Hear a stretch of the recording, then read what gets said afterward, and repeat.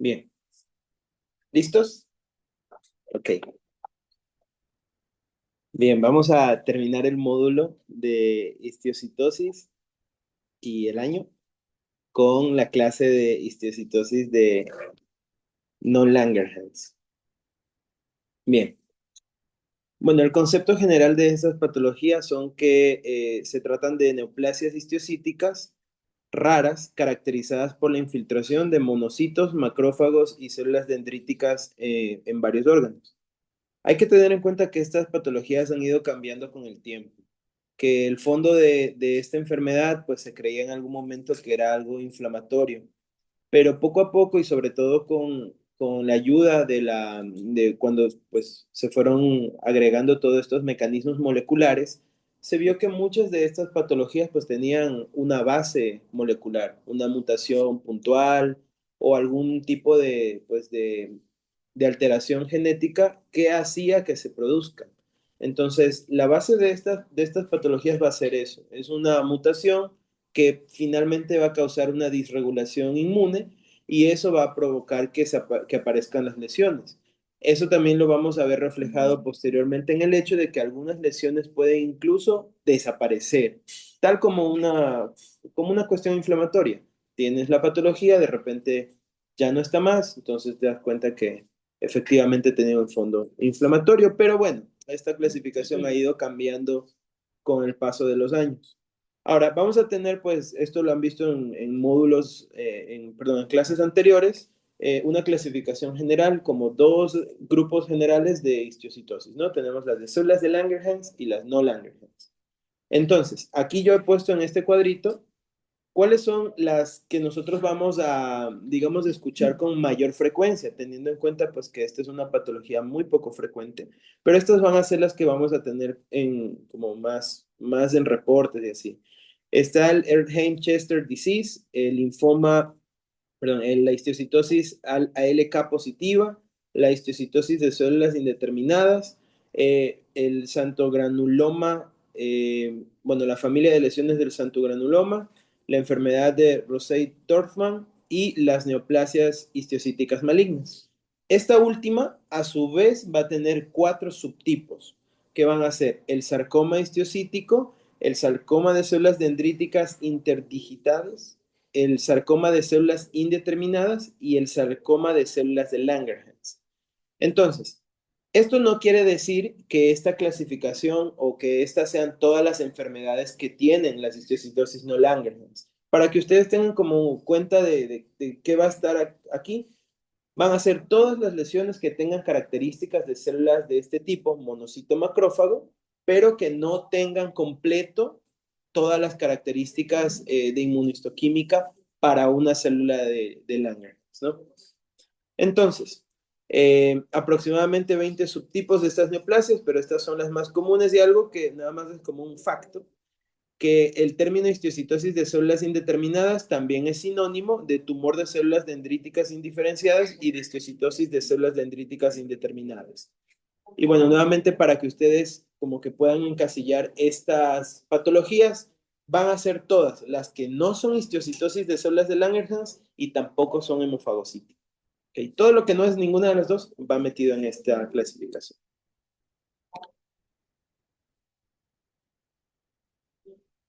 Ahora, la clasificación va a ser muy compleja. Los estudios han tratado de ir como diagramando una buena clasificación para poder pues establecer un buen tratamiento, un buen pronóstico, tratando de homogenizarlas, pero en realidad es muy complejo y con pues toda esta secuencia de biología molecular y eso cada vez se hace incluso más difícil clasificarlas. Pero bueno, hay estudios que las clasifican en, por ejemplo, su célula de origen, si viene de las dendríticas o si viene de los macrófagos. Hay otros que lo clasifican en base a inmunohistoquímica. De hecho, el último reporte que vamos a revisar en este caso, lo que lo trata de identificar o colocar es más bien por inmunohistoquímica. Hay otros que lo clasifican en base a su predominio en manifestaciones clínicas y esa es la que está aquí mostrada, que pues la dividen de esta forma, ¿no? Hay algunas que tienen predominantemente alteraciones cutáneas, hay otras que tienen manifestaciones cutáneas con componente sistémico y hay otras que son de predominio sistémico. Sin embargo, esta clasificación, que sí se ha usado en muchos estudios, digamos que puede ser algo incompleta porque como que van tomando, digamos, diversas características. Es decir, que la misma enfermedad que consideramos predominantemente sistémica puede darse como lesión única y a otras que pues consideramos que son de lesiones únicas puede aparecer de forma sistémica. Entonces se van entrecruzando. Las flechitas que están aquí apuntan a las enfermedades que son más comunes en los reportes, que son pues de toda la familia del santo-granuloma juvenil. Está la de Erdheim-Chester disease y bueno, este es el nombre completo, ya al rato lo vamos a revisar, pero este es el Rosay-Dorfman. Y también se ha tratado de eh, clasificar la manera de benignas y malignas, pero eso termina siendo una situación muy subjetiva porque algunas son tan infiltrativas que van a terminar con un tratamiento muy agresivo de cirugía en tejidos profundos, etcétera, ¿no? Y de paso, pueden coexistir con una histiocytosis de células de Langerhans, con leucemias, con linfomas o con enfermedades autoinmunes. Bien, esto de aquí pues lo vimos en los módulos anteriores, pero es básicamente el camino que va a seguir una célula de Langerhans y no Langerhans, ¿no? Entonces vamos a tener el progenitor CD34 positivo y realmente como que el switch aquí lo van a hacer las que se diferencien con CD14 negativo y las que tengan CD14 positivo. Porque aquellas que tengan CD14 negativo van a ir hacia el camino pues de positivizar el CD1A, el S100 y la langerina. Entonces, estas van a terminar siendo pues todas las de la familia de las histiocytosis de células Langerhans. Pero acá vamos a tener a las CD14 positivas, las cuales pues se pueden dividir a su vez en células dendríticas intersticiales o en macrófagos. Y eso lo vamos a ver pues en la expresión de sus marcadores. En este caso, como podemos ver aquí, a diferencia de las histiocytosis de células de Langerhans, estas van a ser CD1A negativos y S100 negativos, y también la langerina va a estar negativa. Acá pues también vemos lo mismo, CD1A negativo y el S100 puede estar positivo o puede estar negativo también. Bueno, aquí no hacen mención a la langerina, pero este, eso es lo que va como a clasificar a todas las enfermedades de acá, ¿no? Entonces, no cumple los marcadores, van encasilladas como una histiocytosis de células no Langerhans. Ahora, la epidemiología sí está muy difícil de determinar. Todos los reportes que revisé mencionan que es desconocida y sobre todo que es subdiagnosticada.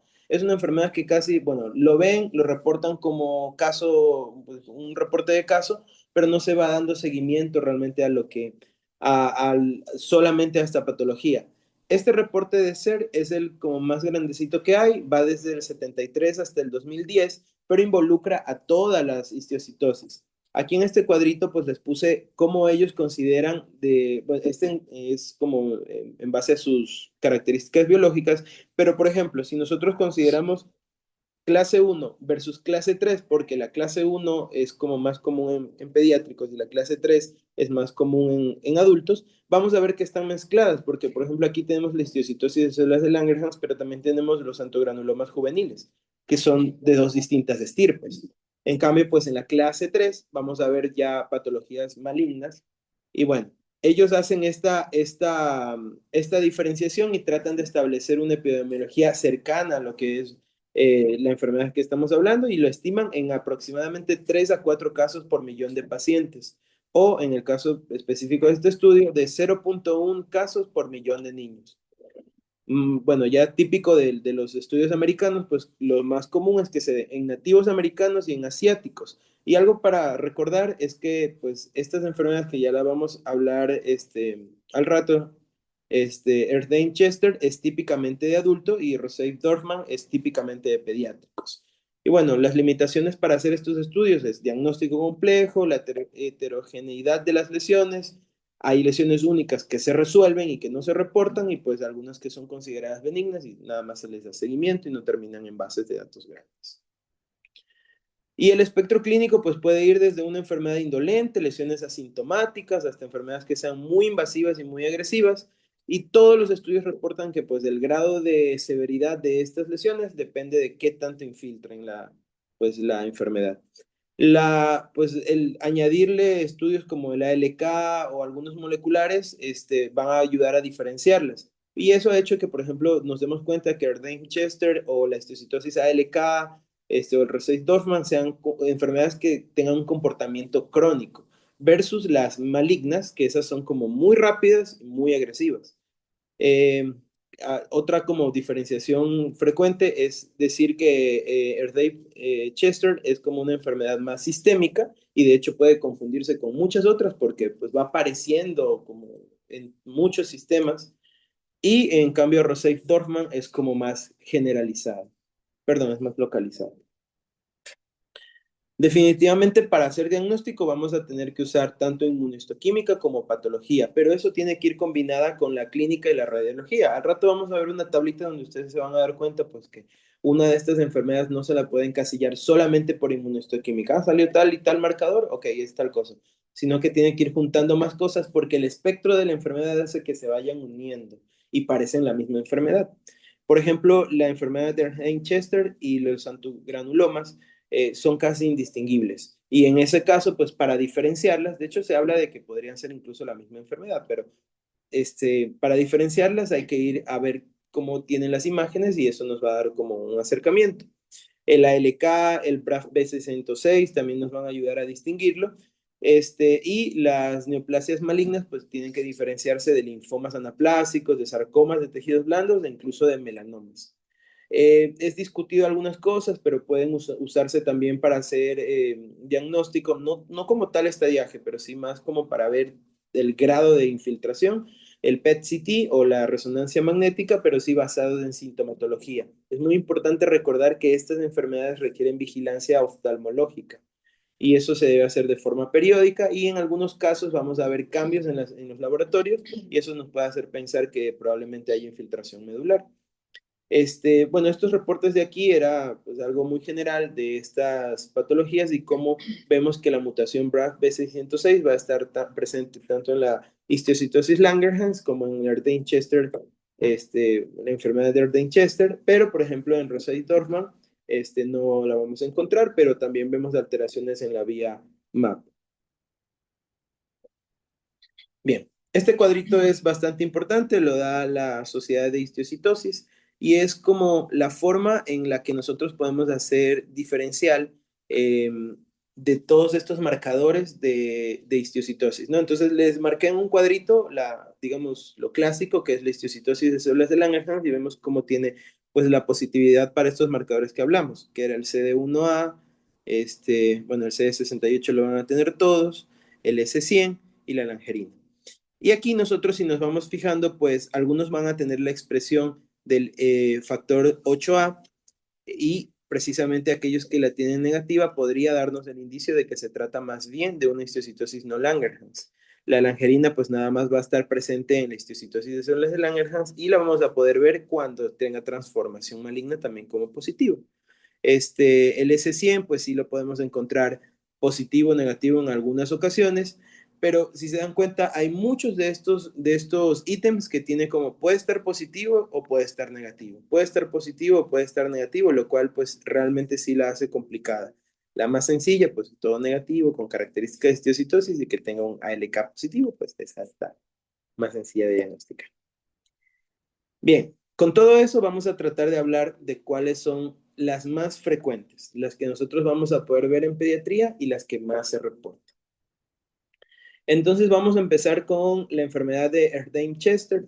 Es una patología muy rara, caracterizada por la infiltración de histocitos que son, como vimos hace un ratito, CD68 positivos y CD1A negativos. Hasta ahí es como la definición, porque pueden tener pues otros marcadores tanto positivos como negativos, pero esto es como obligatorio. La incidencia de esta enfermedad es desconocida. En la literatura hay menos de 1000 casos reportados desde el 1930. Es una enfermedad predominantemente de adultos y se describe entre los 40 y 60 años. Es muy rara en pediatría. En reportes, pues hay menos de 15 casos reportados a nivel mundial. Y la patología, pues en este caso es una hiperactivación de la vía MAP, siendo considerada también como una neoplasia mieloide inflamatoria. Y vamos a encontrar en este caso, como vimos en los cuadritos anteriores, la mutación del BRAF, pero entre nada más el 50 al 75% de los casos. Y eso pues va, como pueden saber, a definir el tratamiento. Ahora, esta enfermedad también es predominantemente multisistémica, puede afectar cualquier órgano. El espectro va a ir variado entre lesiones que sean asintomáticas a nivel óseo hasta una enfermedad sistémica muy grave. Este gráfico de aquí pues da como un resumen de todos los lugares donde lo pueden encontrar. Pero bueno, la característica, y por eso lo puse en negrito, es que el 90% de esta patología tiene compromiso de los huesos largos. Son lesiones osteoescleróticas, son bilaterales, son simétricas y van a comprometer tanto la metáfisis como la diáfisis, sobre todo en miembros inferiores, que son las que más se reportan y que causa dolor. Eso no quiere decir pues que solamente se vean ahí, que no tengan compromiso en otro lugar, puede aparecer en otros sistemas y no tener lesiones en los huesos y puede incluso tener lesiones en los huesos que no causen dolor. Pero lo clásico es que sean así, que sean a nivel de las piernas, que estén comprometidas pues metáfisis y diáfisis y que sean dolorosas. Ahora, como ya vimos hace un rato, el 25% tiene compromiso ocular y va a causar proptosis bilateral y también parálisis oculomotora. El 60% van a tener lesiones en la piel, que ya lo vamos a ver, como placas descamativas o paponodulares. Y el 25% va a tener alteraciones a nivel hipofisiario, como diabetes insípida, hiperprolactinemia o insuficiencia gonadotrópica. En adultos se hace mucho hincapié de que esta enfermedad puede causar daño cardiovascular y se describe aproximadamente en el 70% de los pacientes que va a causar coartación de aorta, infiltración periaórtica, de hecho forman como unos pseudotumores a nivel pues intraatrial y alteración de las arterias renales, lo que consecuentemente produce hipertensión.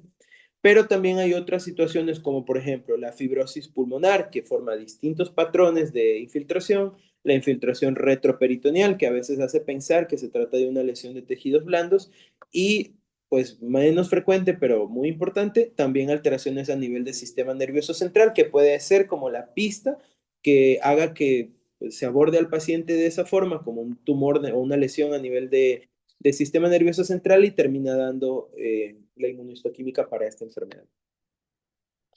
Aquí nosotros vamos a ver dos casos, el uno es pediátrico, pues en este caso vamos a ver en la mitad está una radiografía y a los lados tenemos una resonancia en la cual pues se muestra desde el inicio cómo hay como un aumento del volumen a nivel de la cortical y luego en la resonancia se ven estas lesiones. En este caso pues comprometiendo la diáfisis, pero pues finalmente el diagnóstico lo dio la lesión cerebral o a nivel de la hipófisis. Bueno, este paciente tenía aproximadamente unos 4 años, era un paciente, es un reporte de una revista colombiana en el cual encontraron a través de esta lesión a nivel del sistema nervioso central, se hace la biopsia, se determina que es una histiocytosis no Langerhans y luego se hace la búsqueda pues, a nivel de todos los aparatos que puedan estar afectados. Este de acá, en cambio, es una resonancia cardíaca de un paciente de aproximadamente unos 70 años, en la cual pues hacen evidencia de la formación de los tumores que están dentro en este caso, del atrio derecho, y cómo también infiltra pericardio. Y pues esta es como la utilidad que podría tener el PET-CT. Esta imagen venía añadida a otras resonancias donde se ve cómo esta lesión está localizada en metáfisis y diáfisis y cómo pues en la captación del PET-CT también la podemos observar. Bien, el pronóstico de esta enfermedad, pues hasta antes del uso del interferón alfa era muy malo, de aproximadamente 12 meses desde el diagnóstico hasta la muerte, pero ya que se ha empezado a utilizar el interferón alfa, la sobrevida a 5 años es aproximadamente del 68% y ahora con pues, el descubrimiento de las terapias dirigidas a BRAF, es mucho mejor. Como son reportes de casos, pues no se ha logrado hacer una serie para definir cuál es el tratamiento más adecuado. Pero bueno, es básicamente en primera línea el interferón alfa pegilado, el bifosfonato que puede ser un ayudante para manejar el dolor en estos pacientes Y si es que no hay mejoría, pues en segunda línea podemos utilizar Vemurafenib, Infliximab, Anakinra o el Dabrafenib. Entonces, esto pues aquí lo podemos observar en toda la vía, cómo actúa cada uno de estos fármacos. Bien, esa fue la primera, Erdheim-Chester. La segunda que vamos a conversar es Rosé-Dorfman. Pues, es una enfermedad que ha ido como cambiando en los reportes. Algunos lo podrán encontrar como histiocitosis sinusal con linfadenopatía masiva, cuando pues, se hizo todo esto de tratar de ya no utilizar los epónimos. Es precisamente lo que describe la enfermedad, una infiltración que puede ser a nivel sinusal y que se presenta como linfadenopatías masivas, pero también le han puesto síndrome H o síndrome de Faisal-Abad. Este de aquí también es una histiocytosis no Langerhans caracterizada por proliferación de los histocitos S100 positivos en nódulos linfáticos. La epidemiología de esta enfermedad pues tampoco se conoce, puede aparecer en cualquier edad, pero la media está entre los 20 años y tiene un ligero predominio femenino. Esta sí es más frecuente en niños y adolescentes que en adultos. Y la base de esta enfermedad, pues se cree que es la disregulación inmune que está mediada por citoquinas que van a estimular la migración y activación de los monocitos. O sea, un fondo inmune más bien. Y este de aquí no tiene mutaciones del BRAF. Pero sí hay alteraciones en vías como CARRAS, el MAP pathway, en RAS y en ARAF. Entonces, pero estas se encuentran en menos del 50% de los casos. La clínica se va a ver como linfadenopatías bilaterales masivas que son dolorosas y que además tienen síntomas constitucionales. Y estos van a formar conglomerados que en muchos reportes pues indican que hasta causan deformidad. Eh, este de aquí también tiene extensión hacia sitios fuera de los nódulos linfáticos como piel, tejidos blandos, tracto respiratorio, hueso, ojos, tejido retroorbitario y cerebro. El diagnóstico pues se sospecha y se confirma por biopsia y se puede hacer incluso de las lesiones extranodales cuando la presenta y es difícil el abordaje de las otras lesiones. En este caso, si hay lesiones óseas, estas no van a ser osteoescleróticas, estas van a ser osteolíticas. Y pues uno de las características aquí, la vamos a ver al ratito, es que puede infiltrar los senos paranasales a manera de pólipos. También tiene compromiso ocular, de estructuras supracelares y pues es muy raro el compromiso, pero a nivel del sistema nervioso central. Sí va a haber cambios en la biometría, puede haber anemia, elevación de la velocidad de eritrosedimentación y aumento de las inmunoglobulinas. Ninguna de estas tiene pues como factor pronóstico ni nada de eso, pero sí hablan de la extensión de la enfermedad. Aquí en estas imágenes pues observamos cómo este pacientita pediátrica tiene la infiltración pues, de estas células histiocytíticas a nivel de los ganglios. Aquí se ve pues, en la tomografía cómo están y hasta en las cadenas ilíacas se ven las lesiones. Este de acá, en cambio, pues es para ejemplificar cómo el paciente, incluso pues con esos pólipos, se comprueba con la resonancia, con la tomografía, perdón, que pues tiene la infiltración. Aquí pues se comprueba que es una histocitosis y está de aquí con su biomarcador. ¿Qué es lo que vamos a encontrar en la inmunohistoquímica? Estos van a ser positivos para CD14, que pues, lo que vimos hace un ratito, CD68, CD163, y son negativos para S100, CD1A y CD207. Todas estas lesiones hay que tratar de abordarlas con resonancia magnética y de hecho hay que ir buscando dónde pueden haber otras lesiones. Y pues muchos recomiendan también que se haga una especie de tamizaje para enfermedades autoinmunes y para linfomas. El pronóstico, en algunos casos de estas pueden resolver de forma espontánea, en general tienen buen pronóstico, pero las lesiones en la piel sí van a tener mucho tiempo de duración y es algo que hay que seguir pues, revisando.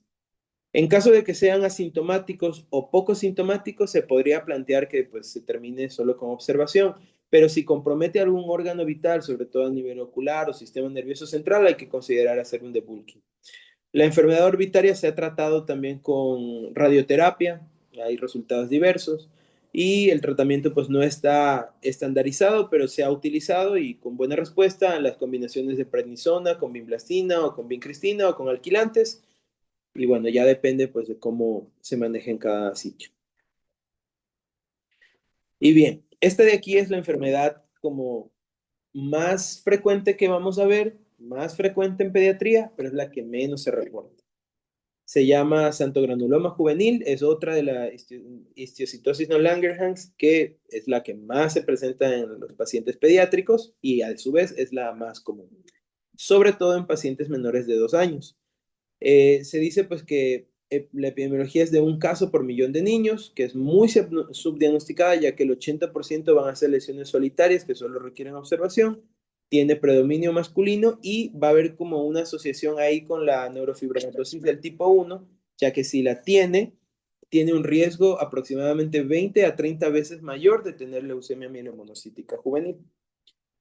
La patología, pues realmente no es clara, pero se trata como de darle un origen. Si es que tiene positividad del 14, del 68, del 163, del 8A y negatividad para CD1A y CD207, pues se piensa que es de estirpe macrofágico. Mientras si es que buscamos y encontramos que hay activación de RK e incluso coexistencia con histiocytosis de células de Langerhans, pues pareciera que es más bien dendrítica.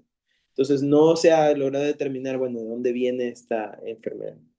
Histológicamente puede ser muy similar a una histiocytosis de células de Langerhans y pues ahí utilizamos la inmunohistoquímica para diferenciar.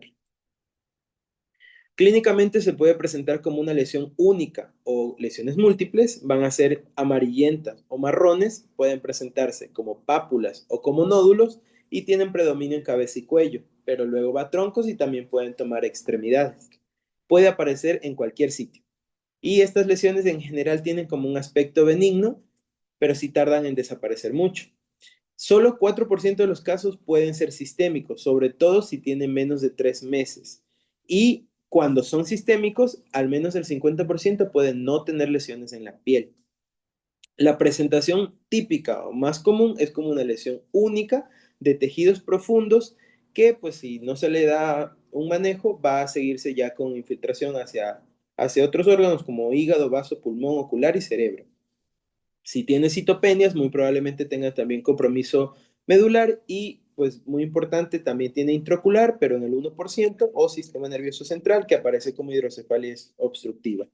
Los nódulos en esclera son de los reportes oftalmológicos más fáciles de encontrar porque pues se les da tratamiento, se les da seguimiento y ellos sí documentan esa progresión. Aquí, de hecho, nosotros podemos ver una serie de casos de 4 pacientes en los cuales encontraron estos nódulos esclerales y fueron tratados de forma tópica con corticoides. Vemos cómo en la fila de la izquierda son las lesiones de inicio y a la derecha vemos el resultado tras unos bloques de corticoides. En su mayoría, pues hay buena respuesta. Los 2 primeros vemos que hay buena evolución. El tercero también hay buena evolución. El cuarto sí tuvo que ser intervenido quirúrgicamente, pues por complicaciones. El diagnóstico se trata de hacer el principal diferencial con el dermatofibroma. Aparentemente, cuando ya uno tiene mucha experiencia dermatológica en reconocer lesiones propias como el dermatofibroma, ya no es necesario hacer la biopsia. Pero en general sí se requiere la biopsia para poderlo diferenciar tanto del dermatofibroma como de otras histiocytosis. Pero si es que vemos enfermedad extracutánea, sí hay que hacer la biopsia definitiva. Pero a veces son indistinguibles, por ejemplo, de Erdheim-Chester disease, y la diferencia la va a dar la inmunohistoquímica, por lo cual se considera espectros de la misma enfermedad. Y como también puede coexistir con una histiocytosis de Langerhans, pues realmente es como una mezcla de todo. En cuanto al tratamiento, generalmente tiene un curso clínico favorable, pero se debe excluir que sea sistémica. Las lesiones, si son únicas, pueden sí requerir solamente observación. Si se asocia a neurofibromatosis tipo 1, hay que darle seguimiento porque pues, puede terminar en una leucemia mielomonocítica. Las consultas periódicas al oftalmólogo cada 6 meses. Si es que pues, las lesiones extracutáneas son únicas, por ahí se puede sacar, hacer cirugía y pues, nada más. Y si no son resecables, se ha probado con algunos tratamientos como prednisona y vinblastina, también con resultados diversos. Las histiocytosis malignas, pues, son mucho más raras que estas anteriores. Por ejemplo, el sarcoma histiocytíco puede presentarse a cualquier edad, es una enfermedad como más de los 50 años, Se presenta como tumores en ganglios linfáticos y algunos órganos extralinfáticos. Tiene síntomas sistémicos, pero es muy rara en niños. Muy agresiva. Si es localizada, se puede extirpar. Si pues, es sistémica, se debe tratar con protocolos como linfoma anaplásico, con CHOP, como ICE. Y en algunos casos va a terminar en rescates autólogos, trasplantes de células hematopoyéticas. El sarcoma de células de Langerhans es la transformación maligna de una histiocytosis de células de Langerhans y ocurre pues a cualquier edad, es muy rara en niños, aparece pues como lesiones cutáneas múltiples con o sin síntomas sistémicos y eso también se trata con protocolos de quimioterapia de alta intensidad, CHOP, MADE o SHAP. Si tiene mutaciones del BRAF, en ese caso puede añadirse terapia dirigida. Y bueno, el tumor de células dendríticas indeterminadas es extremadamente raro, es muy de ancianos, se localiza en piel, puede incluso tener regresión espontánea y bueno, también se trata con quimioterapia. Este último reporte del 2025 de la Sociedad de Histiocytosis trata de seguir como agrupando las enfermedades. Entonces nosotros vamos a ver aquí pues las histiocytosis de células de Langerhans como se ha descrito, unifocal, de un solo sistema, multisistémica, etcétera, etcétera, pero pues aquí nosotros observamos ya la clasificación de las no Langerhans, no haciéndola como grupos, sino más bien como entidades, digamos, propias de una sola estirpe. Y aquí podemos ver pues algunas propuestas. La más sencilla es la que tiene la positividad de la LK, porque esa pues se puede determinar ya. Y, por ejemplo, en Rosey Dorfman han tratado de buscarle un trasfondo genético o esporádico. Y bueno, esto es nada más una propuesta que va a salir, que va a ser considerada en los siguientes estudios, porque hay aproximadamente unos 20 estudios que hasta el conteo de diciembre de 2024 estaban en curso sobre estas terapias dirigidas, sobre todo con dabrafenib. Y bueno, eso es todo. Muchas gracias y feliz Navidad.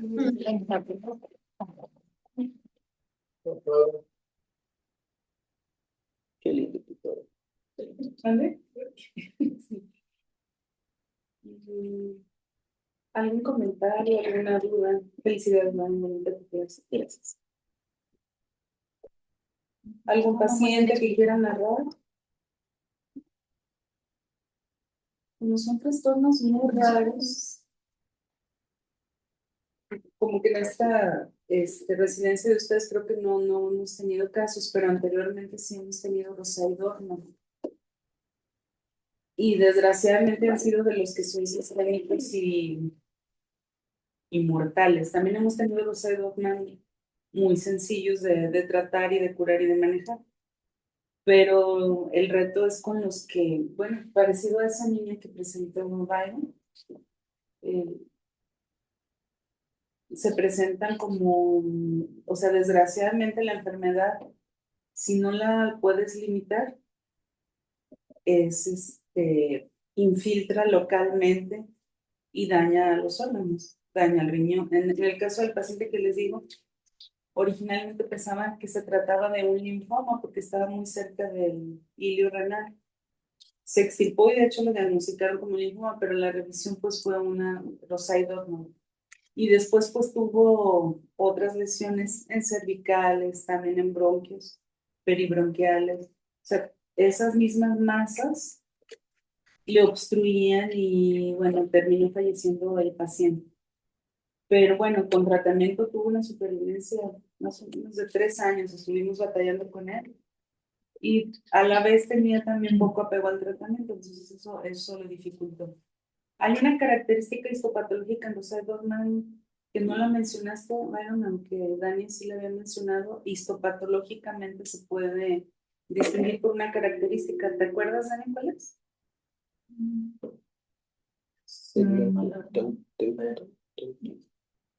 Son las células de enteropoiesis, o sea que están fagocitando. Entonces, en un examen o en la vida diaria les llega el histopatológico con esa característica, pues se trata de Rosaidorno. El resto de los síndromes no histiocíticos también hemos tenido y les ha ido bien, de histiocytosis indeterminadas, de sanpogranuloma juvenil. Erdheim-Chester no hemos tenido diagnóstico, aunque hubo una chiquita que existía la posibilidad de que se tratara de Erdheim-Chester, pero se autolimitó la niña. patología lo sugería, ya no se le pudo hacer alguna revisión adicional. Y el sarcoma específico sí tuvimos un paciente y se manejó como linfoma. Bueno, se manejó con quimioterapia con shock y está vivo. Y el niño tenía una lesión en piel, pero no solamente era piel, infiltraba a tejido celular subcutáneo, a músculo, o sea, aparecía como una lesión solamente solitaria en piel, pero cuando la resecaron era muy profunda. Además con adenomegalias locales. Entonces, afortunadamente le fue muy bien a ese paciente. Entonces, mientras estén como localizadas, en general les va bien con los tratamientos que mencionó Byron de cirugía, incluso radioterapia, pero sí, la experiencia del niño con Rosai-Dorman tan diseminado y con tan refractario al tratamiento pues, ha sido de las histiocytosis no láncreas, pues más difíciles de tratar. Y esto. En general se tratan como histiocytosis de células de Langerhans con esteroides o en vigilancia, pues depende la. Si ustedes sospechan que va a tener, que no está realmente localizada, porque si hay que rastrear todos los órganos, hay que dar terapia sistémica. Porque sí, a veces los dejas en observación y luego resulta que, como el niño bueno, el de sarcoma específico en un inicio era solamente la lesión en piel, pero bueno, tuvo después anomegalias. Pero así por lo general pueden estar como localizadas. Lo dejas en observación y a las semanas o meses no estaba tan localizada y aparecen en en otros órganos. Hay que dar un tratamiento sistémico. ¿Y les ha ido bien? Muy bien. Pues entonces, el martes queda el examen a las 8 de la mañana. Gracias.